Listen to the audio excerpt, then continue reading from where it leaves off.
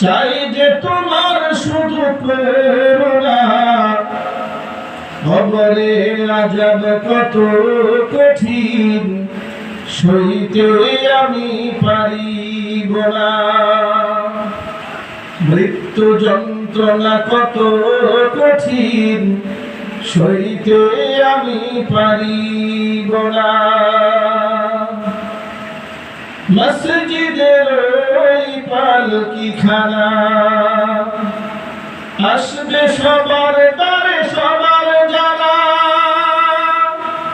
মসজিদের ওই পালকিখানা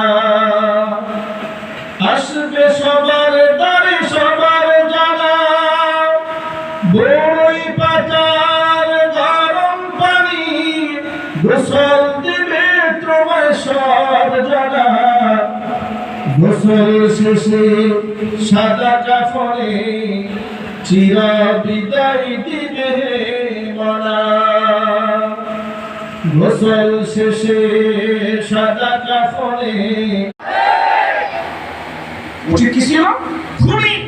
সে কি সেনা অফিসার না পুলিশ অফিসার না হাসিনা না হাসিনার ছেলে? দেখার সময় নাই, উল্টা ঝুলাই দাও। কথা বল ঠিক না ঠিক? এই গণধর্ষণ করার পরে এলাকার লোকেরা পিছিয়ে গেছে। এই জন্য জাতি আলহামদুলিল্লাহ বলেছে যে বিচার করে ফেলেছে, আপনি খুব ভালো কাজ করেছে। কারণ এই কুলাঙ্গারদের বিচার এদেশের আদালত করে না। ঠিক কিনা বলেন? আমার প্রিয় ভাইরা, মানিকগঞ্জের আবু সরকার জামিন বের হয়ে গেল। ঠিক আছে বলেন, গালি দিয়েছিল কাকে? বলে গেছেন আমাদের কত ভুলে যাওয়া যাচ্ছে। আগে কি জানি তো এত অসচেতন আমরা। গালি দিয়েছিল কাকে? আল্লাহকে গালি দিয়েছেন, জামিন হয়ে গেল। পক্ষান্তরে অসংখ্য আলেমরা এখনো পর্যন্ত বিনা অপরাধে কারাগারে আছে, এদের জামিন হয় না। মুসলমানদের দেশ, এটা মুসলমানদের দেশ।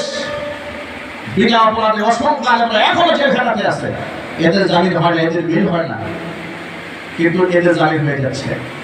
সন্ত্রাসীদের জামিন হয়, তাদের বিবেক জাগ্রত হওয়া উচিত। ঠিক কিনা ভাই? স্টাফদের মর্যাদা নাই ভাই? বলেন, স্টাফদের মর্যাদা নাই? সে মর্যাদা পাচ্ছে তারা না পাচ্ছে না? আল্লাহ যারা দায়িত্বশীলদেরকে কিয়ামতের ভয় করে দায়িত্বশীল হওয়ার তৌফিক দান করেন। আলহামদুলিল্লাহ।